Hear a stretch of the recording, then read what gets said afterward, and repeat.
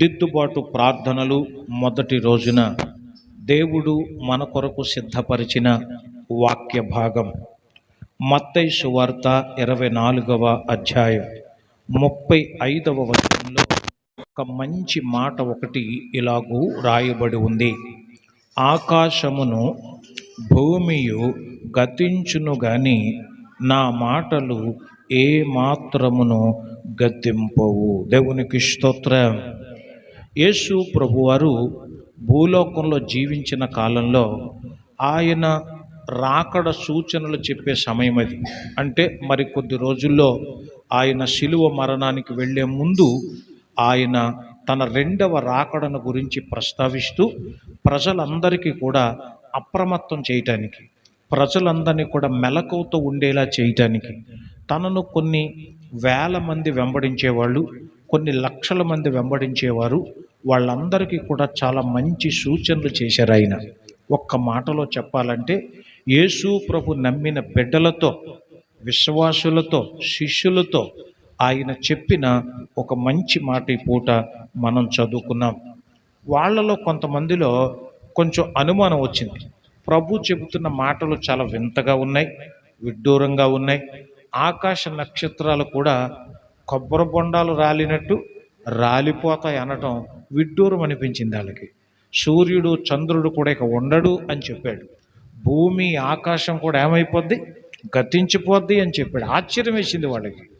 అప్పుడు ప్రభు వాళ్ళ అనుమానాన్ని నివృత్తి చేస్తూ ఒక మంచి మాట చెప్పాడు. ఆకాశమును భూమియు గతించును అంటే అవి గతించమనుకుంటున్నారు వాళ్ళు.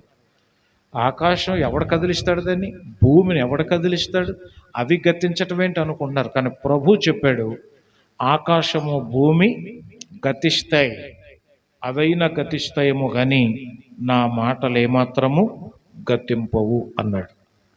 ఇక్కడ నేను గమనించింది, ఈరోజు విశ్వాసులుగా ఆయన నమ్ముకున్న బిడ్డలుగా మనం నేర్చుకునేటువంటి పాఠం ఏంటంటే, ప్రభు ఇక్కడ రెండు విషయాలు ప్రస్తావించారు. ఒకటి గతించిపోవునవి, రెండు గతించిపోనివి. అంటే గతింపో కొన్ని అయితే గతిస్తాయి. ఆ గతించే వాటిలో ఆకాశమును భూమిని ప్రస్తావించాడు ఆయన. అందుకని ఈ రోజున మనం నేర్చుకోవాలనుకున్నటువంటి పాఠం, గతించిపోవునవి ఏంటో రక్షణ పొందిన విశ్వాసులందరికీ ఖచ్చితంగా తెలియాలి. గతించిపోవు వాటి మీద మనసు పెట్టి, లయమైపోయే వాటి మీద మనసు పెట్టి, కాలిపోయి బూడిదైపోయే వాటి మీద మనసు పెట్టి, శాశ్వతంగా గతించిపోనది, ఎప్పటికీ శాశ్వతంగా ఉండే దానిని మనుషులు నిర్లక్ష్యం చేస్తున్నారు. అంటే తాత్కాలికమైన దాన్ని ఏమో ఎక్కువ దృష్టి పెడుతున్నారు, తర్వాత శాశ్వతమైన దాని మీద చాలా తక్కువ దృష్టి పెడుతున్నారు. అందుకని ఈ రాత్రి ఈ మొదటి రోజు దిద్దుబాటు ప్రార్థనలో ఇవి మనకు తప్పనిసరిగా తెలియాలి. అందులో నెంబర్ 1, గతించిపోవునవి ఏమిటో ఈ రాత్రి మనము నేర్చుకుంటున్నాం. చదువుతారా? లూకా సువార్త 16వ అధ్యాయం 17వ వచనంలో ఒక మాట ఈ విధంగా రాయబడి ఉంది. ధర్మశాస్త్రములో ఒక పొల్లైనను తప్పిపోవుట కంటే ఆకాశమును భూమియును గతించిపోవుట సులభము అన్నాడు ఆయన. దేవుని నామానికి స్తోత్రం. హల్లెలూయా. ఇక్కడ ఆయన ప్రస్తావించిన మాట ఒకటే. ఏది? మనం మత్తయి సువార్తలో చదువుకున్న, ఇప్పుడు లూకా సువార్తలో చదువుకున్నది కూడా ఒక మాట కామన్గా మనం చూసాం, ఆకాశము భూమియు గతించిపోతాయి అని. ఏంటి, భూమిని ఎవరు తీసేస్తారు, ఆకాశాన్ని ఎవరు తీసేస్తారు? వావ్, చాలా ఆశ్చర్యం వేస్తుంది. అది మాట వినడానికే చాలా ఆశ్చర్యకరంగా ఉంది. అయితే యేసు ప్రభు శిష్యుల్లో ఒకడైనటువంటి పేతురు, ఆయన ప్రభువును ఎరుగను అని ముమ్మారు అబద్ధం ఆడాడు అని బైబిల్లోనే స్పష్టంగా వ్రాయబడింది. ఆయన కొంచెం తొందరపాటు ఎక్కువ అనే సంగతి కూడా చాలాసార్లు నేను చెప్పాను. భక్తి జీవితంలో మనం జీవిస్తున్నప్పుడు కొన్నిసార్లు తొందరపడటం సహజం, ఒక్కొక్కసారి నోరు జారటం కూడా సహజం. అసహనంతో ఉండి కొన్నిసార్లు తట్టుకోలేక, ఈ చిన్న మెదడు తట్టుకోలేక బాడీలో ఉన్నటువంటి రక్తం మరిగిపోయి పరిస్థితుల యొక్క ప్రభావం కొన్నిసార్లు మనల్ని ఏం చేస్తుందంటే అదుపు తప్పి మాట్లాడేలాగా చేస్తుంది. అలాంటి ఆలోచనలతో ఎంత యేసు ప్రభుని అనుసరిస్తున్నా పేతురు భక్తుడు ప్రభువుని ఎరగను అని ముమ్మారు చెప్పాడు.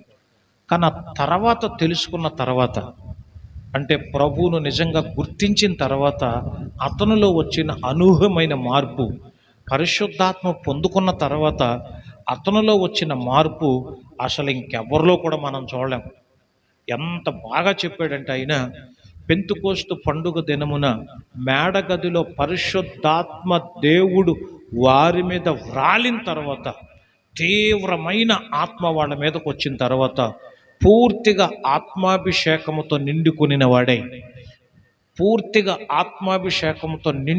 వాడై ఎలుగెత్తి దేవుని యొక్క వాక్యమును ప్రకటిస్తూ ఉండగా 3,000 మంది ఒకేసారి నమ్మి ప్రభునందు విశ్వాసముంచి రక్షణ పొంది సంఘంలో చేర్చబడ్డారంటే మొట్టమొదటి సంఘ బిడ్డలు వాళ్ళే. దేవునికి స్తోత్రం కలుగును గాక. ఒకప్పుడు అబద్ధమాడాడు, ఒకప్పుడు బొంకాడు, ఒకప్పుడు ప్రభు ఎవరో తెలియదన్నాడు, ఒకప్పుడు దూరం వెళ్ళిపోయాడు, పారిపోయాడు, ఏవేవో చేశాడు. కానీ ఎప్పుడైతే పరిశుద్ధాత్మ పొందుకున్నాడో ఆ తర్వాత మాత్రం ఎంత ధైర్యంగా చెప్పాడో ప్రభు కోసం. అతడు చెప్పినట్లుగా మిగిలిన 10 మంది కూడా చెప్పలేకపోయారు. ఆ టైంలో మాత్రం జనాన్ని చూసి ఒకవేళ భయపడ్డారేమో, ప్రజల యొక్క కేకలు చూసి అదిరిపోయారేమో తెలియదు, కానీ పేతురు మాత్రం లేచి నిలబడి అయ్యలారా అని చెప్పి అసలు అతడు ప్రారంభించిన విధానమే చాలా అద్భుతంగా ఉంటుంది. అంతకుముందు ఏం చేశాడో తెలుసా? ప్రభువుని పట్టుకోవడానికి వచ్చిన వాడిని అసలు వాడు వరలో కత్తి తీసి వాడి చెవి నరికేశాడు టక్కమని. మా ప్రభువుని పట్టుకోవడానికి వస్తావురా నువ్వు, మా బోధకుని పట్టుకోవడానికి వస్తావురా అని ప్రభు కనికరించి అతడు చెవిని మరలా అతనికి అతికించాడు, స్వస్థపరిచాడు, బాగు చేశాడు. ఇప్పుడు అదే పేతురు స్వరం మారింది, మనసు మారింది, బుద్ధి మారింది, సమస్తం మారింది. అయ్యలారా అన్నాడు చుట్టుపక్కల జనం అందరితో. అలా ప్రారంభించి ఒక అద్భుతమైన సందేశం ప్రభు కొరకు చెప్పాడు. అలా చెప్పిన తర్వాత ఆయన మాటలు ఆలకించిన వారిలో 3,000 మంది రక్షణ పొందారంటే ఏ స్థాయిలో అతడు బోధించాడో అర్థం చేసుకోవాలి. అతడు చదువుకోలేదు, విద్యాభ్యాసం లేదు, నోట్లో అక్షరం ముక్క లేదు అంటామే మనం. అలాగ అతను కూడా చాలా పామరుడు. అలాంటి వాడు అంత బాగా చెప్పగలిగాడు. ఆ పేతురు భక్తుడు యేసు ప్రభు వారి యొక్క 2వ రాకడను గురించి చెబుతూ ఆకాశము భూమిని గురించిన, అంటే గతించిపోతాయి అనే మాట చదివాం కదా, దాన్ని ఇంకొంచెం విపులంగా రాశాడు ఆయన. ఆ మాట చదువుదాం. 2వ పేతురు పత్రిక 3వ అధ్యాయం 10వ వచనంలో పేతురు భక్తుడిలా చెప్తాడు. తీయాలి, వాక్యం తీయాలి అందరూ అమ్మ. అయితే ప్రభువు దినము దొంగ వచ్చినట్లు వచ్చును, ఆ దినమున ఆకాశములు మహాధ్వనితో గతించిపోవును, పంచభూతములు మిక్కటమైన వేండ్రముతో లయమైపోవును, భూమియు దాని మీదనున్న కృత్యములను కాలిపోవును అన్నాడు. యేసు ప్రభు 2వసారి వచ్చినప్పుడు జరిగేటువంటి సంభవం అతడు ఒకసారి గుర్తు చేస్తున్నాడు. ఎందుకు గతించిపోవాలి అవి అంటే, ఆయన మొదటి రాకడలో భూమంతా కూడా అంటే అంత ఆయన వచ్చేదానికంటే ముందు భూమంతా పాడైపోయింది, ఆకాశములు కూడా కలుషితమైపోయినాయి, ఈ ప్రపంచం అంతా ఇప్పుడు పాప ప్రపంచం అయిపోయింది. అందుకని ఈ పాత భూమి కానీ ఈ పాత ఆకాశం కానీ ఇక దేవుడు ఉంచడు, అవి మహావేండ్రంతో లయమైపోతాయి అన్నాడు. అవి మాత్రమే కాదు, ఆకాశము భూమి మాత్రమే కాకుండా పంచభూతాలు అన్నాడు. పంచభూతాలు అన్నాడు మనందరికి తెలుసు కదా, గాలి, నీరు, ఇలాగా ఇవన్నీ కూడా అదే గాలి, నీరు, నిప్పు, ఆకాశం, భూమి అంటాం. ఈ పంచభూతాలు అనేవి ఇవన్నీ కూడా లయమైపోతాయి, కాల్చివేయబడతాయి అన్నాడు. భూమి మీద ఉన్న కృత్యములన్నీ కూడా, మనుషులతో చేయబడినవన్నీ కూడా ఏవైతే మొత్తం కాలి బూడిదైపోయి లేకుండా పోతుంది ఇదంతా కూడా. ఇదంతా గతించిపోద్ది అంతే. కాబట్టి దీని మీద మనసు పెట్టకండి. భూమి మీద మనసు పెట్టిన వారు చాలామంది ఉన్నారు. ఆకాశం మీద ఒట్టు అనేవాళ్ళు ఉన్నారు. భూమి తోడు అనేవాళ్ళు ఉన్నారు. ఇవన్నీ చేయకండి. ఎందుకంటే అవన్నీ కూడా ఏమైపోతాయి? గతించిపోతాయి, లయమైపోతాయి, కాలిపోతాయి. అది లోకంలో ఉన్నవారికి ఈ విషయాలు తెలియదు కాబట్టి ఒకవేళ వాళ్ళు వాటి మీద మనసు పెడతారేమో కానీ దేవుని నమ్ముకున్న మనం వాటి మీద అస్సలు మనసు పెట్టకూడదు. ఈ దిద్దుబాటు ప్రార్థనలో ఒకవేళ అలాంటి ఆలోచనలు, అలాంటి ఆచార వ్యవహారాలు ఏవైనా ఉంటే ఈ రాత్రి మనందరం గుర్తించవలసిన విషయం, ఆకాశము భూమియు ఏమవుతాయి? గతిస్తాయి. ఇది నెంబర్ 1. నెంబర్ 2 వచ్చి దేవుని పరిశుద్ధ గ్రంథంలో మొదటి యోహాను పత్రిక 2వ అధ్యాయం 17వ వచనంలో ఒక మంచి మాట ఈ విధంగా వ్రాయబడి ఉంది. లోకమును దాని ఆశయు గతించుపోవుచున్నవి గాని దేవుని చిత్తమును జరిగించువాడు నిరంతరమును నిలుచును అనే మాట ఇక్కడ రాశారు. యోహాను గారు ఎంత బాగా రాశాడో చూడండి. అంతకుముందు మత్తయ్య గారు కానీ, లూకా గారు కానీ, పేతురు గారు కానీ ఆకాశము భూమి గతించిపోతుంది అని రాశాడు. ఇప్పుడు యోహాను గారు ఏమని రాశాడంటే లోకమును దాని ఆశయు గతించిపోతుంది అన్నాడు. దేవునికి స్తోత్రం. అంటే ఈ లోకం శాశ్వతం అనుకుని, ఈ లోకంలో ఉన్నవన్నీ కూడా శాశ్వతం అనుకుని లోకం కోసం బ్రతికే వాళ్ళు చాలామంది ఉన్నారు. ఈ లోకంలో ఉండటం అదృష్టం అనేవాళ్ళు, ఈ అందాలను చూసి అబ్బురపడిపోయేవాళ్ళు, ఇందులో ఉన్న సౌకర్యాలను బట్టి సంబరపడిపోయేవాళ్ళు ఎంతోమంది ఉన్నారు. అయితే లోకము దాని ఆశ కూడా ఏమైపోద్దట? గతించిపోద్ది. ఏంటి లోకము దాని ఆశ అంటే 2వ అధ్యాయం 16వ వచనంలో ఉంది. పైన లోకములో ఉన్నదంతయు అనగా బాగా గుర్తుపెట్టుకోవాలి, శరీరాశయు, నేత్రాశయు, జీవపు డంభమును తండ్రి వలన పుట్టినవి కావు, అవి లోక సంబంధమైనవి. ఏంటి లోకమంతా? లోకములో ఉన్నదేంటి అంటే 3 విషయాలు ఇక్కడ చెప్పాడు. ఒకటి శరీర ఆశ. ఈ శరీరం ఉందే, ఈ శరీరం సుఖాన్ని కోరుకుంటుంది. ఏ విధమైన సుఖాన్ని కోరుకున్నా సరే అది లోకానికి సంబంధించింది, తండ్రి వలన పుట్టినది కాదు. ఎలాగో ఇంకొంచెం లోతుగా మనం అర్థం చేసుకోవాలంటే ఆదామును దేవుడు చేశాడు, తర్వాత ఒంటరిని అని ఫీల్ అయ్యాడు. అతని ఒంటరితనాన్ని ఫీల్ అయ్యాడని చెప్పి దేవుడు అతడికి గాఢ నిద్ర కలగచేశాడు. ఆ తర్వాత అతని పక్కటెముకలో నుంచి ఒక ఎముక తీశాడు. అతని మాంసంలో నుంచి మాంసం తీశాడు.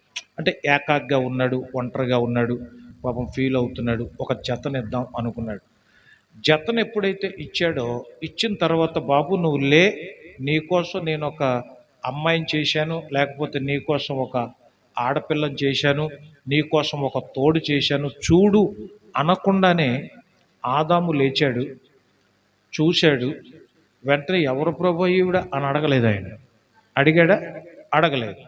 వెంటనే ఏమన్నాడంటే నా ఎముకలలో ఒక ఎముక, నా మాంసములో మాంసము నాలో నుండి తీయబడింది కాబట్టి, నరునిలో నుండి తీయబడింది కాబట్టి నారీ అనబడుతుంది అని చెప్పి ఆమె దగ్గరకు వెళ్ళాడట, కౌగిలించుకున్నాడట, చాలా సంతోషపడిపోయాడట.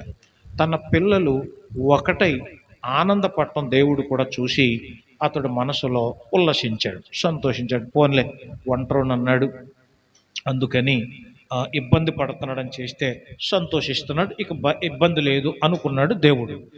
ఆ తర్వాత దేవుడు వాళ్ళిద్దరికీ చెప్పాడు, మీరు భూమిని నిండించి మరి ఫలించి మీరు ఆశీర్వదించబడండి. అంత మాత్రమే కాదు, సమస్త జీవరాశులను కూడా మీరు లోపరుచుకోండి, ఏలండి వాళ్ళని అన్నాడు. పక్షులు కానీ జంతువులు కానీ ఏదైనా సరే మీకు లోబడాలి అని అన్నాడు. కానీ తర్వాత ఏం జరిగింది అంటే వీళ్ళు మొట్టమొదటిగా శరీర ఆశకు వాళ్ళు లోనైపోయారు. దేవునికి స్తోత్రం కలుగును గాక. హల్లెలూయా. ఈ ఆదాము అవ్వలు తిన్న పండు విషయంలోనే ఈ మూడు కనబడతాయి. శరీరాశ, నేత్రాశ, జీవపుడంబం మూడు కనిపిస్తాయి. చూడటానికి చూపునకు రమ్యముగా కనపడింది ఆ పండు అనే మాట బైబిల్లో రాశారు. తినడానికి రుచికరంగా ఉందనుకుందట.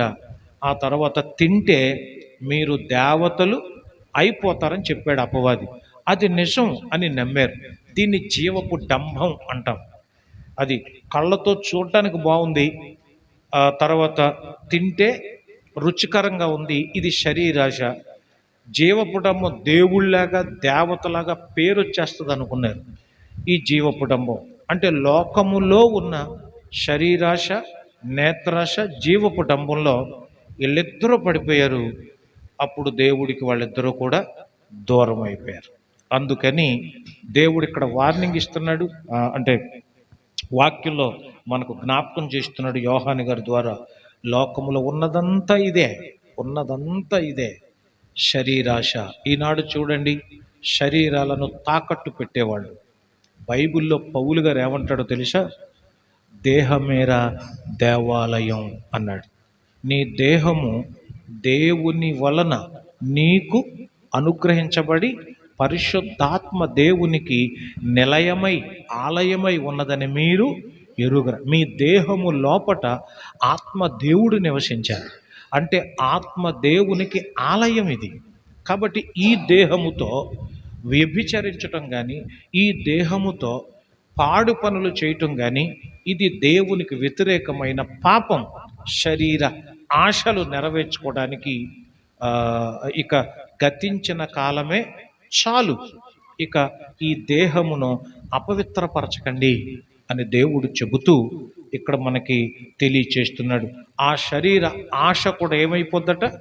గతించిపోద్ది. తర్వాత రెండవది నేత్రాశ అన్నాడు. లోకంలో ఉన్నది కూడా నేత్రాశ. ఈ కంటిని మనము అదుపు చేయలేకపోతున్నాం. చూడాలి అనుకున్నది చూసేయాలంతే. 600 అయినా సరే, 106 అయినా సరే కళ్ళతో చూడాలి అని. ఇప్పుడు ఎక్కడైనా తిరణాలు జరుగుతున్నాయి అనుకోండి, ఉదాహరణకి వెళ్ళాలి అనుకోవటం నేత్రాశ, శరీరాశ. చెప్పాలి, ఏ ఆశ? నేత్రాశ. శరీరాశ నెరవేర్చుకోవటానికి ఈ నేత్రాశను ఉపయోగించుకుంటున్నారు చాలామంది. అక్కడ కలుద్దాం, ఎక్కడ కలుద్దాం? తిరణాల్లో కలుసుకునే వాళ్ళు కూడా చాలామంది లేకపోలేదు. ఇది దిద్దుబాటు ప్రార్థన కాబట్టి విపులంగా, చాలా స్పష్టంగా, సూటిగా చెప్తున్నాను. కొంతమంది మన పిల్లలు కూడా పేచి పెట్టి మరీ అక్కడికి వెళ్ళారు అని తెలిసి నా హృదయం చాలా ద్రవించిపోయింది. చాలా మనం ఒక స్థాయిలో వీళ్ళందరినీ సిద్ధపరచాలి అనుకుంటే వాళ్ళు మనకు తెలియకుండా వేసే వేషాలు, మనకు తెలియకుండా చేసే కొన్ని పనులు చాలా మనస్తాపానికి గురి చేస్తున్నాయి. పిల్లలు ఏడుస్తారు, చూడాలి అనుకుంటారు. అసలు ముందు తల్లిదండ్రులు ఆగాలి. వాళ్ళే ముందు బయలుదేరుతుంటే మేము వెళ్తాం, ఇంటి దగ్గర ఉన్నానంటే వాళ్ళు ఉండరు. వాళ్ళ వంక మీద మళ్ళీ వాళ్ళు గొడవ చేశారని మేము వెళ్ళామని ఎవరి మీద చెప్పుకుంటారండి? ఎవరిని మోసం చేస్తారు? మీకు మీరుగా మోసం చేసుకుంటున్నారు. మీకు మీరుగా మోసం చేసుకుని దేవునికి దూరం అవుతున్నారు. చూడటం కోసం, అంటే కంటికి ఇంపుగా ఉండటం కోసం చాలా పనులు చేస్తున్నారు. కానీ ఇదంతా కూడా చూచుట చేత కంటికి తృప్తి లేదు అన్నాడు సొలొమోను మహాభక్తుడు. చూసిన కంటికి తృప్తి ఏమీ ఉండదు. అందుకని పని కట్టుకుని ఏదైనా చూడాలి అనడానికి నేను ఎప్పుడు వెళ్ళను. నేను ఎప్పుడు కూడా ప్రభు నమ్ముకున్న తర్వాత ఫలానాది పర్టికులర్గా చూడాలి అని మాత్రం వెళ్ళను. నేను ఎప్పుడు ఏదో విధంగా దేవుడు ఏదో ఒక ప్రాంతాన్ని తీసుకెళ్తాడు చూసారా, అప్పుడు అక్కడ వాళ్ళు చూపిస్తారు, ఈ ఏరియాలో ఇది ఉంటుంది, అయ్యా మైనింగ్ ఉంటుంది, ఎక్కడ ఇది ఉంటుంది, అది ఉంటుంది అని. నేను కడప వెళ్ళినప్పుడు మైనింగ్ అనేది ఎలా ఉంటుందో అదంతా దగ్గరుండి చూశాను. వాళ్ళు తీసుకెళ్ళి మీటింగ్ అయిపోయిన తర్వాత చక్కగా దగ్గరుండి చూపించారు. చాలా పెద్ద ప్రాజెక్ట్ అనమాట. చాలా పెద్ద పెద్ద కొండలు, అందులో పనిచేసే వేల కొలది కార్మికులు.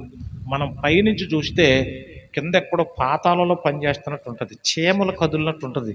కానీ అక్కడ వర్కర్స్, అక్కడ కొన్ని వేల మంది పనిచేస్తారు. అక్కడ కనుక కరెంటు పోయింది అంటే ఇక మామూలుగా ఉండదు అనమాట. అప్పుడప్పుడు బాంబులు పేలుస్తారు ఆ మైనింగ్ ఆ పనుల్లో. అందుకని అక్కడ 24 గంటలు కూడా, పగలు రాత్రి కూడా వెలిగే లైటింగ్స్ పెడతారనమాట. అంటే సోలార్ సిస్టమ్ అంతా కూడా ఆ ఏరియా అంతా కూడా అలాంటిది. అలాగే చూస్తే చాలా ఆనందం అనిపిస్తుంది. కానీ పనిగట్టుకుని మనం వెళ్ళం, పనిగట్టుకుని మనం వెళ్ళకూడదనేది నా సొంత అభిప్రాయం అనమాట. సో కళ్ళను చాలా జాగ్రత్తగా మీరు కంట్రోల్ చేయాలి. పులిని చూసి నక్క వాతలు పెట్టుకున్నట్లుగా కొంతమంది అప్పు చేసైనా సరే నిప్పు లాంటి సారా తాగాలన్నట్టు ఇంటి నిండా అప్పులు పెట్టుకొని బడాయి చేసేవాళ్ళు ఎంతోమంది ఉన్నారండి. ఈ మాట అంటున్నానని వేరేలాగా భావించకండి, వేరేలా భావించకండి. ఎందుకంటే వాళ్ళు వీళ్ళ చేత బాగా అంటే మన ఆడంబరాల్లో కాస్త కాస్త ఏం చేయాలి, కొంచెం కొంచెంగా తగ్గించేయాలి, కొంచెం కొంచెం తగ్గించేయాలి. ఈ కళ్ళకు కనపడేటట్లుగా ఏదేదో శారీరక సౌందర్యం కోసం కానీ, ఆడంబరాల కోసం కానీ అత్యధికంగా డబ్బులు వెచ్చించటం అనేది బైబిల్ ప్రకారంగా కూడా చాలా పొరపాటే. ఆఖరికి వస్త్రాల దగ్గర కూడా బైబిల్లో ఒక మంచి మాట రాయబడి ఉంది. తగు మాత్రపు వస్త్రములు అనే మాట బైబిల్లో రాశారు. తగు మాత్రపు వస్త్రములు అంటే ఇక మీరే అర్థం చేసుకోవాలి. తగు మాత్రపు వస్త్రాలు, కేవలం వస్త్రాల మీద ఎక్కువ డబ్బులు వెచ్చించే వాళ్ళు కూడా లేకపోలేదు క్రైస్తవ సమాజంలో. అందరినీ ఉద్దేశించి నేను చెబుతున్నాను. కాబట్టి లోకములో ఉన్నదంతా శరీరాశ, నేత్రాశ, జీవపు డమ్ము అంటే ఒక మంచి పేరని లేకపోతే గొప్ప అనిపించుకోవటం. వీళ్ళందరిలో నేను కొంచెం గొప్ప అనిపించుకోవటం, దీన్ని అహం అంటాం, డంభం అంటాం, జీవపు డంభం అంటాం. యేసు ప్రభువారు తను నమ్ముకున్న బిడ్డలకు ఓ మంచి సూత్రం చెప్పారు. ఎవడైనా మిమ్మల్ని విందుకు పిలిచాడు అనుకోండి, విందుకు పిలిచినప్పుడు మీరు వెళ్ళి అక్కడుండి ఏంట్రాయి నన్ను నాకు కుర్చీ చేయలేదేంటి, ఏంటి నన్ను పిలవట్లేదేంటి, ఏంటి నన్ను గుర్తించట్లేదేంటి అని అనుకోకండి. మీరు వెళ్ళి వెనకాల ఎక్కడో కింద కూర్చోండి. ఆ తర్వాత అతడు గుర్తించి మిమ్మల్ని ఏం చేస్తాడు, అరే మీరు ఇక్కడున్నారా చూసుకోలేదండి, సారీ అండి, రండి అని వేదిక మీదకి తీసుకెళ్తాడు.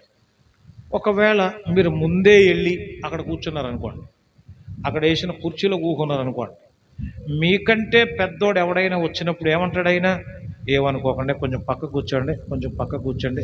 క్రిస్మస్లో మన పిల్లలు డ్రామా వేసినట్టు కదా, ప్రభు ఏమనుకోకనైనా నువ్వు కొంచెం పక్కన ఉన్నాయినా, ఏమనుకోకనైనా పక్కన ఉన్నాయినా, చివరికి తోసిపడేశారు. చివరకు తోసేసినట్టు మన గాలి తీసేసినట్టు అవుతుంది కదా, మన గాలి తీసేసినట్టు అవుతుంది. అందుకని మనం తొందరపడకూడదు. అంటే డంబంగా ప్రవర్తించకూడదు. నేను అది నాకు బైబిల్ కాలేజీలో ఉన్నప్పటి నుంచి కూడా నేను అది చాలా బాగా ఫాలో అవుతాను. ఎవరైనా పిలిచినా వెంటనే తొందరపడి అక్కడికి ముందుకు వెళ్ళిపోను.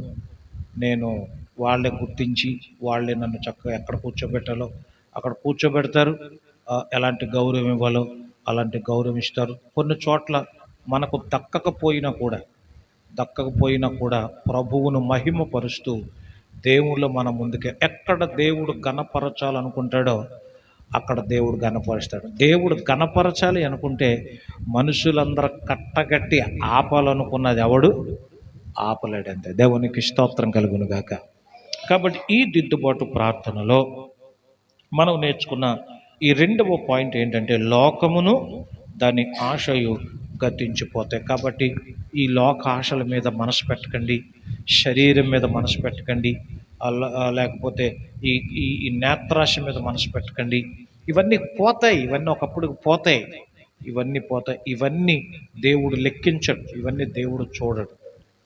కాబట్టి దిద్దుబాటు ప్రార్థనలో మనం జాగ్రత్తగా ఉందాం. మూడవది చెప్పి నేను ప్రార్థన చేస్తాను. మూడవదిగా ఎక్లెసియాస్టిక్స్ అంటాం కదా, అంటే ప్రసంగి గ్రంథం 11వ అధ్యాయం 10వ వచనం. 11వ అధ్యాయం 10వ వచనం. లేత వయస్సును నడి ప్రాయమును గతించుపోవునవి కనుక నీ హృదయములో నుండి వ్యాకులమును తొలగించుకునుము, నీ దేహమును చెరుపు దాన్ని తొలగించుకునుము. దేవునికి స్తోత్రం. అంటే అంటే ఈ లేత వయసు, నడిప్రాయం, ఇదంతా దీన్ని వయస్సు అంటాం మనం కదా. ప్రతి పుట్టినరోజుకు మనం చేసుకునేటువంటి పండగలో 3 కొవ్వొత్తులు వెలిగించామంటే 3 సంవత్సరాలు వెళ్ళిపోయి ఇక 4లోకి వచ్చాడు అని, అది 4 వెలిగించామంటే ఇక 5లోకి వచ్చాడు అని. అలా ఏజ్ పెరుగుతున్న కొలది మన ఆయుష్, మన యొక్క వయసు ఏమవుతుందన్నమాట, తరుగుతుంది. ఇది కూడా గతించిపోతుంది అనే మాట అక్కడ రాశాడు. నడిప్రాయమును గతించిపోవును. కీర్తనాకారుడు మోషే భక్తుడు 90వ కీర్తనలో 10వ వచనంలో కూడా ఒక మాట అన్నాడు. 90వ కీర్తన 10వ వచనంలో, మా ఆయుష్కాలము 70 సంవత్సరాలు, అధిక బలం ఉంటే 80 సంవత్సరాలు అయినను వాటి వైభవం ఆయాసమే, దుఃఖమే అన్నాడు. అవి త్వరగా గతించిపోతాయి. చూడండి, కొంతమందిని మరి విజయలక్ష్మి ఆసుపత్రిలో ఉందని మేము చూడటానికి వెళ్ళినప్పుడు పాపం ఆక్సిజన్ పెట్టారు, ఐసీలో ఉంది. ఈ వయసులో పాపం మా పాపకి ఏంటి ఇలాగా గుండె బాగా బలహీనపడిపోయింది, ఎప్పుడో గుండె ప్రాబ్లం ఉంది ఆవిడికి, మరి అంతకుముందు చూపించుకున్నారో లేదో తెలియదు, ఎలా చేశారో లేదో కానీ బాగా బలహీనమై ఆ గుండె కాస్త పెరిగింది. డాక్టర్లు అంటున్నారు గుండెను పెరిగిన దాన్ని మాత్రం తగ్గించడం మాత్రం అవదండి. సో దాన్ని వేరొక గుండె అన్న అమర్చాలి. అది చాలా ఖరీదైన వ్యవహారం. చెన్నైలో చేస్తారు, బెంగళూరులో చేస్తారు, కొన్ని లక్షల రూపాయలతో పని. అది కూడా కొన్ని 100% గ్యారంటీ ఏవి కాదు. దానికి బాడీ సహకరించాలి, బీపీ కంట్రోల్గా ఉండాలి, ఇదంతా. అది ఆపరేషన్ జరిగేటప్పుడే కొంతమంది చనిపోయిన వాళ్ళ శాతం కూడా ఎక్కువగానే ఉంది. దానికి కొన్ని బెస్ట్ ఆప్షన్ ఏమన్నా మీరు చెప్పండి అంటే, ఉన్నంతకాలం గాజు బొమ్మలో చూసుకోవటమే తప్ప ఇంకేమీ లేదన్న మాట కూడా వాళ్ళు ఉపయోగిస్తుంటే చాలా బాధ అనిపించింది. ఆ తర్వాత బరువు ఎత్తకూడదు అంటే కనీసం 1 లీటర్ వాటర్ బాటిల్ కూడా వాళ్ళు లేపకూడదు. ఈ వయసులో ఏంటి ప్రభువా ఈ తల్లికి అని చాలా బాధ అనిపించింది. తర్వాత ఆ పక్క బెడ్లో చూస్తే చిన్న పిల్లలు కూడా ఆ గుండెకు సంబంధించిన పరిస్థితులు, బలహీనపడటం. ఆ పక్క బెడ్లంతా అందరూ ఐసీలో ఉన్న వాళ్ళందరూ అదే ప్రాబ్లం. లేత వయసు, నడిప్రాయంలో ఉన్నవాడు, వృద్ధాప్యంలో ఉన్నవాడు, అందరికి ఇదే సమస్య. అంటే నాకు అనిపించింది వాక్య ప్రకారంగా మా ఆయుష్కాలము అసలు 60-70 కూడా లేదు. ఇప్పుడు ఆ పిల్లకి 35 ఉంటాయేమో, ఒకళ్ళ మా అయితే 40 కూడా ఉండవేమో. చాలా బాధ అనిపించింది. దేవునికి స్తోత్రం కలుగును గాక. కాబట్టి వయసు కూడా గతించిపోతుంది, ఆయుష్కాలం గతించిపోతుంది. గతించిపోయే వీటి మీద మనం అస్సలు మనసు పెట్టకూడదు. ఏదైతే గతించిపోదో దాని మీద పెట్టాలి. దేవుని గట్టిగా స్తోత్రం చెబుదాం. హల్లెలూయా, హల్లెలూయా. ఎర్రని చిక్కుడుగాయలు కూర గతించిపోతుంది కదా. ఎర్రని చిక్కుడుగాయల కూర ఏం చేస్తుంది? గతించిపోతుంది. కానీ జ్యేష్ఠత్వపు హక్కు గతించదు. ఇద్దరు అన్నదమ్ములు ఒకే తల్లి కడుపులో పుట్టారు, ఒకే తల్లి పాలు తాగారు, ఒకడే తండ్రి, ఒకేసారి కనింది వాళ్ళమ్మ, ట్విన్స్ వాళ్ళిద్దరు. కానీ ఒకడి దృష్టి ఏమో గతించిపోయే దాని మీద ఉంది, ఒకరి దృష్టి ఏమో గతించిపోని దాని మీద ఉంది. ఎంత తేడా ఉందో చూడండి. ఏషవు తర్వాత గోల పెట్టి మారు మనసు పొందాలనుకున్నాడంట. మంచిగా అవ్వాలి, నేను చిచ్చి అనవసరంగా ఈ పని చేశా, అనవసరంగా తప్పు చేశా, అనవసరంగా అలా చేసి ఇలా చేశా అనుకున్నాడట. కానీ తర్వాత మారు మనసు పొందే అసలు అవకాశమే లేక అతను హలో అల్లరి చేయకూడదు, మీరు కూర్చో కూర్చో కట్టు కూర్చో కూర్చో కన్నీరు విడుస్తూ ప్రార్థించిన, అడిగిన, గోల చేసిన, మొరపెట్టిన అతడికి అవకాశం లేదు. అందుకని గతించిపోయే వాటి మీద మీరు అస్సలు దృష్టి పెట్టకండి. రక్షణ పొందిన విశ్వాసులమైనటువంటి మనం, మన భక్తి ఎప్పటికీ మనకు ఉంటుంది, ఎప్పటికీ మనం ఉంటుంది. భక్తిని నటించే వాళ్ళు మనకు మన మన మన ముందు చాలామంది ఉన్నారు. చాలామంది మనకు తెలుసు, నటించే వాళ్ళు చాలామంది ఉన్నారు, వాళ్ళు తెలుసు మనకి. మన భక్తి ఎప్పుడు కూడా మనం ఈ జీవితం ముగించేసిన తర్వాత ఒక చక్కటి సాక్ష్యంగా, ఒక సజీవమైన సాక్షిలా ఉండిపోవాలి మనం, అంతే. అందుకు ఇప్పుడు సిగ్గుపడకూడదు, ఇప్పుడు సిగ్గుపడకూడదు, బాధపడకూడదు, ఇబ్బంది పడకూడదు. రాళ్ల దెబ్బలు తగులుతాయి, స్టెఫను భరించాడు. నిందలు పడతాయి, అవసరమైతే అప్పుడప్పుడు దండలేస్తారు, నిందలేస్తారు, ఇబ్బంది పెడతారు. మనం వస్తుంటే చూసి నవ్వినా నవ్వచ్చు, అవమానపరిచినా పడవచ్చు, ఏవైనా చేయొచ్చు కాదు. నువ్వు ఆ పరీక్షలో నిలబడితేనే కిరీటం అనేది ఒకటి నీకు వాడబారని కిరీటం అన్నాడు. అంటే అది ఎప్పటికీ గతించదు. గతించిపోని కిరీటం రావాలంటే ఇప్పుడు మనం కాస్త గట్టిగానే నిలబడాలని ప్రభు పేరిట నేను మీకు మనవి చేస్తున్నాను. మీరందరూ ఈరోజు మరి మొదటి కూడికలోకి వచ్చారు కాబట్టి చాలా ధన్యులు. మిమ్మల్ని అందరూ బట్టి ప్రభుని ఎంతగానో నేను స్తుతిస్తూ ఉన్నాను. కొంచెం దూరమైంది అనే మాట కొన్నిసార్లు వాడుతున్నారు అప్పుడప్పుడు. అది ఎక్కువగా మనం ఎక్కువగా వాడకూడదు. ఎందుకంటే దూరంగానే ఉండాలి, దగ్గరగా ఉండకూడదు. ఎందుకు ఉండకూడదు అనే మాట కూడా నేను చెప్తాను, ఎందుకు ఉండకూడదు అనేది కూడా చెప్తాను. గతంలో దగ్గర ఉన్నప్పుడు లోనికి వచ్చి ఏకాంతంగా ప్రశాంతంగా ప్రార్థన చేసుకునే అవకాశం, అంటే ఏ డిస్టర్బెన్స్ లేకుండా ఉండే అవకాశం ఎక్కువ అక్కడ ఉండేది కాదు. కిటికీలను చూసేవాడు ఒకడు, తలుపు సందులను చూసేవాడు ఒకడు, ఎవరు వచ్చారా ఎవరు వెళ్తున్నారా అని చూసేవాళ్ళు కొంతమంది. ఇలాగా మేము ఇది ఏర్పాటు చేసుకునేటప్పుడు కూడా మేము ఫస్ట్ చాలా దూరదృష్టితో ఆలోచించాను నేను. కొంతమంది ఏమనేవాళ్ళు అంటే, మరి రోడ్డు పక్కన అయిపోయిందండి, పిల్లలు అటు ఇటు పరిగెడతారని రావట్లేదండి అనేవాళ్ళు. అక్కడ పెడితే ఆ గొడవ, ఇక్కడ పెడితేనేమో మళ్ళీ ఈ గొడవ. అంటే ఇంకెక్కడ పెట్టాలి? ఆకాశానికి భూమి కాకుండా మధ్యలో పెట్టలేము. అంటే వేరే లెక్క కదా, కొంచెం ఆలోచించండి. అక్కడ నాతో చాలామంది అన్నారు, మరి రోడ్డు పక్కన అయిపోయి పిల్లలు తీసుకుని రావాలంటే భయం వేస్తుందండి, ఎక్కడైనా లోపల ఉంటే బాగును, లేకపోతే ఎక్కడైనా కొంచెం దూరంగా ఉంటే బాగుంది, తీసుకొచ్చి అక్కడే పడి ఉండేవాళ్ళు, మాట్లాడితే అటు వెళ్ళిపోతున్నారు ఇటు వెళ్ళిపోతున్నారు, వీళ్ళు దగ్గర అయిపోయిందని అనేవాళ్ళు కొంతమంది కదా.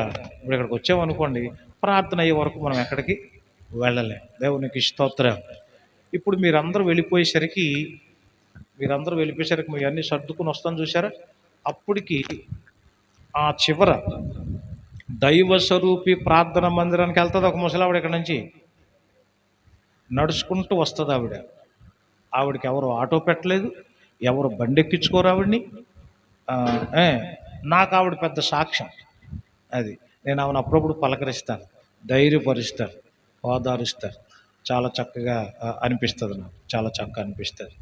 సో మనం కొంచెం అలాగా ఎక్కువ అంటే 4 అడుగులు నడవాలి, 4 అడుగులు వేయాలి, దేవుని దగ్గరికి వెళ్ళాలి. గుడి మెట్లు ఎక్కేవాడు 3 మెట్లు ఉంటే బాగుంది అనుకుంటాడా? చెప్పాలి. 3 మెట్లే ఉంటే బాగుంది అనుకుంటారా? ఎందుకని అంత ఎత్తులో కడతారు అంటే, భగవంతుడి దగ్గరికి వెళ్ళేటప్పుడు మనం కొంచెం ప్రయాస పడాలి. ఇది మీకు అందరికి అర్థం అవ్వాలని చెప్తున్నాను నేను. మీకు అందరికి అర్థం అవ్వాలి. ఎందుకంటే అలాగే ఎవరైనా అంటే చెప్పాలి. పొయ్యి దగ్గర ఆకుముళ్ళగా ఉండకూడదు, దానికి వాల్యూ ఏమీ ఉండదు. హోసన్న గారి మందిరాలు ఎక్కడ కూడా దగ్గర ఏమీ ఉండవు. ఆగిరిపల్లిలో కూడా కట్టారు, ఇళ్ళ మధ్యలో కట్టలేదు. ఎక్కడ కట్టారు? ఎస్ఎఫ్ఎస్ స్కూల్ ఉంది చూసారా, ఆ లోపల ఎస్ఎఫ్ఎస్ స్కూల్కి కూడా ఇంకా లోపల ఉంది. అది ఎవడు వెళ్తాడని ఆయన అక్కడికి అనుకుంటాం మనం. ఎవరికాలే బైకులు వేసుకుని ఆటోలు కట్టుకొని వెళ్ళాలనుకున్న వాళ్ళు మనసండి. ఇక్కడ ఫిక్స్ అవ్వాలి. అది మనసులో ఉండాలి. మనసులో ఉండాలి. దూరం అనే మాట దూరం అనే మాట మన భక్తిని కొంచెం బలహీనపరుస్తుంది. అలాగే ఎవ్వరు కూడా దయతలచొద్దని నా ఆత్మీయ బిడ్డలుగా మీ అందరికీ నేను మరొకసారి తెలియచేస్తున్నాను కదా. ఎందుకంటే మనం రోజు పనులకి వెళ్తాం, రోజు బడికి వెళ్తాం, కాలేజీస్కి వెళ్తాం. ఇవన్నీ మనకు దూరాలే, దగ్గరేమీ కాదు. అవునా కాదు? ఏ కంపెనీ మనకు దగ్గరేం కాదు, ఏ స్కూలు మనకు దగ్గరేం కాదు కదా. కాబట్టి అలాంటి పరిస్థితుల్లో మనకు దూరం ఉండటమే అన్ని విధాల చాలా మంచిది, చాలా ప్రశాంతంగా ఎంతసేపు అయినా దేవుణ్ణి ఆరాధించుకునేటువంటి ఒక మంచి సౌలభ్యం దేవుడు మనకి ఇచ్చాడు. ఎవ్వరికి మనం ఆటంకంగా ఉండకుండా, అభ్యంతరకరంగా ఉండకుండా.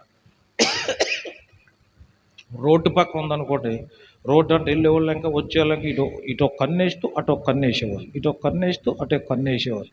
ఇప్పుడు ఆ బాధ లేదు. మీరు ఏం చూసినా ఏం కనపడవు ఇక్కడ. దేవునికి స్తోత్రం చెప్పండి.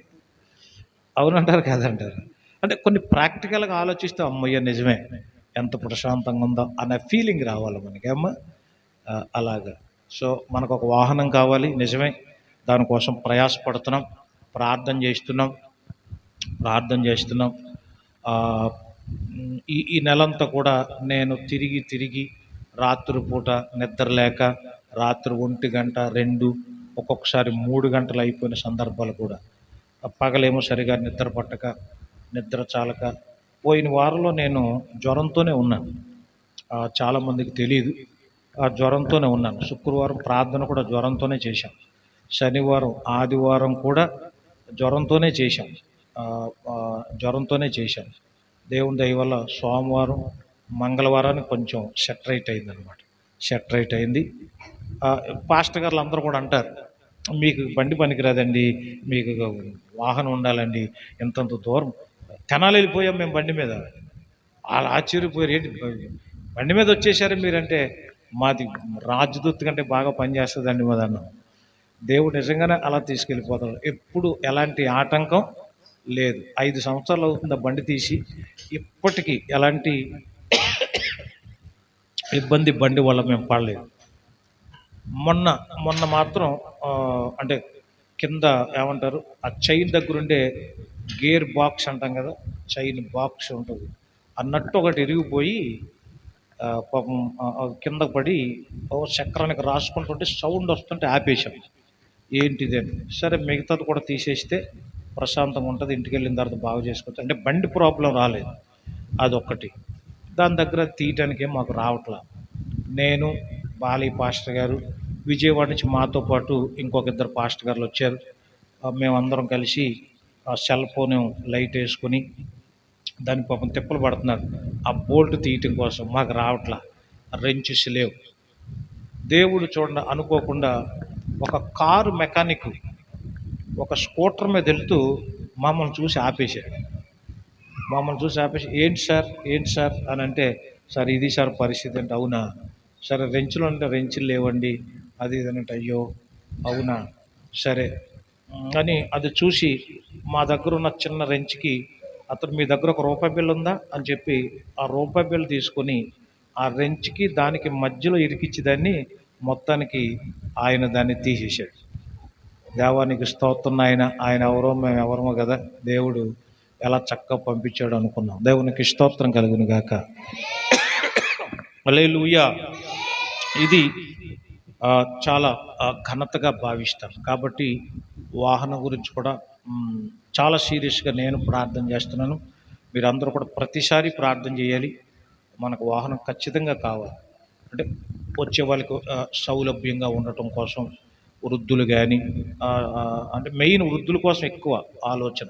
అంటే నడవలేరు కాబట్టి కొంచెం వాళ్ళకి సౌకర్యంగా ఉండటం కోసం మనం కూడా తరచూ రావాలంటే అలాంటి వాహనం ఏదైనా ఉంటే చాలా మంచిది. దానికోసం ప్రయత్నం చేస్తున్నాం. కానీ ఈ లోపల మనకి కొన్ని సంవత్సరాల తర్వాత ఒక మంచి సాక్ష్యం ఉండాలంటే ఈ బాధలన్నీ ఒక్కొక్కటి మనకి గుర్తుండాలా. దేవునికి స్తోత్రం చెప్పండి. ఫస్ట్ మనం నేల మీద మోకరించాం. ఈరోజు కనీసం సాప మీదన్నా మోకరిస్తున్నాం. తెలీదు, భవిష్యత్తులో టైల్స్ మీద మోకరిస్తామేమో. దేవునికి స్తోత్ర. అంతే కదా. ఇప్పుడు కొద్ది ఓపెన్గా ఉంది. లేదంటే అసలు 3 రోజులు దిద్దుబాటు ప్రార్థన ఎక్కడే ఉండి మనం ప్రార్థన చేసుకునే సౌకర్యం కూడా దేవుడు కల్పించాలని నేను కోరుకుంటున్నాను. పాపం తల్లిగారు కూడా అడిగారు, ఆ నెక్కల నుంచి వచ్చే తల్లిగారు కూడా, అయ్యా మందిరంలో ఉండిపోతే ఎంత బాగుంటుందో, చక్కగా హాయిగా ఉంటుంది కదంటే, అమ్మ మరి ఇంకా తలుపులు పెట్టుకోలేదు, కిటికీలు పెట్టలేదు, అందుకని కొంచెం ఎవరిని అలాగే ఎంటర్టైన్ చేయట్లేదు అని అంటే, సరేనయ్యా ప్రార్థన చేద్దాం అని చెప్పన్నారు. ఈ నెలలో దేవుని చిత్తమైతే ఈ పనులు చేయడానికి పూనుకుంటున్నాం. మీరందరూ కూడా ప్రార్థన చేయండి. అందరూ అంచనాలకు మించి దేవుడు మన ఊహ కంటే, మన ఆలోచనల కంటే గొప్ప కార్యాలు చేసే దేవుడు. దేవునికి స్తోత్రం చెప్పండి. కాబట్టి సంఘం ఎప్పటికీ స్థిరంగా ఉంటుంది.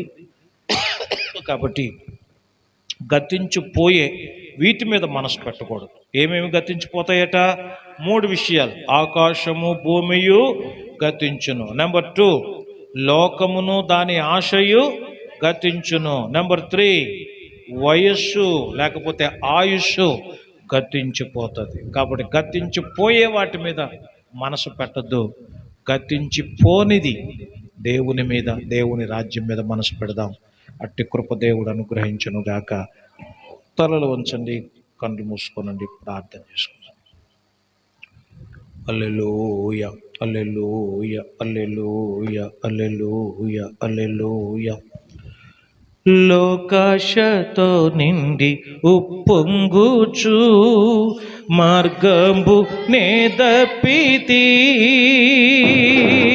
మనుష్వేచ్ఛలన్నీయు స్థిరమనచునే మనశ్శాంతి కోల్పోతేని. లోకాశతో నిండి ఉప్పొంగుచు మార్గంబు నేదపితి,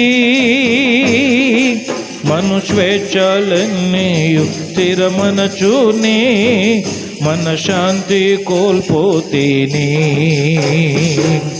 పోగొట్టుకున్న పాత్రయనుచు పరుగెత్తి నన్ను పట్టితివి,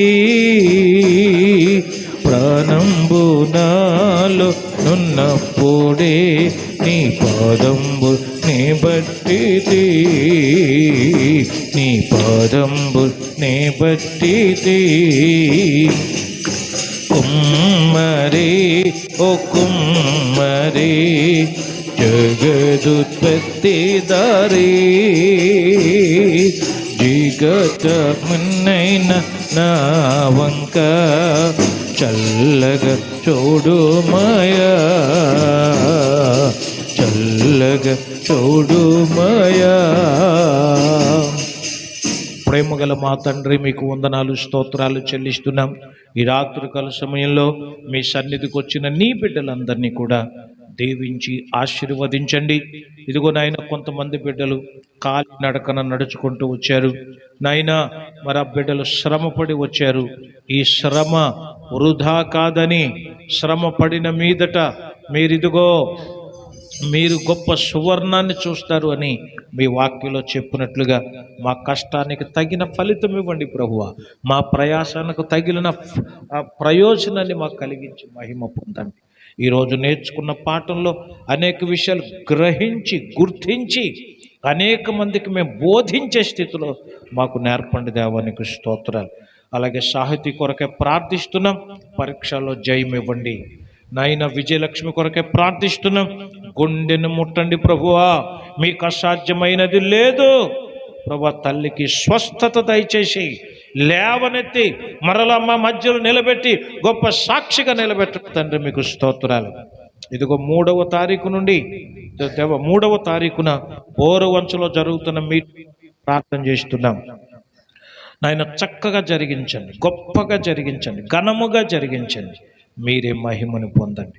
అలాగే 5వ తారీఖున భస్మ బుధవారం అయినా కార్యక్రమం ప్రార్థిస్తున్నాం. తర్వాత 40 దినాలు కూడా చక్కటి ఆలోచనలు మీరు మాకు దయచేసి మహిమను పొందండి. డోల ఆకాశని, వరుణ్ణి, వర్షిణిని, వీళ్ళందరినీ కూడా మీ చేతులకు అప్పగిస్తూ మీ కృప తోడుగా ఉంచి నడిపించి మహిమను పొందమని, నీ చిత్తమైతే రేపు మరల పెందలకడే మీ సన్నిధిలో పాల్గొనే గొప్ప అవకాశం దయచేసి మహిమ పొందమని యేసయ్య పరిశుద్ధ నామములో ప్రార్థించుచున్నాము పరమ తండ్రి. ఆమేన్. యేసు రక్తమేంచాయి, ప్రవేశ రక్తమేంచాయి, ప్రవేశ నామమునకు సంపూర్ణ విజయం కలుగునుగాక. ఆమేన్.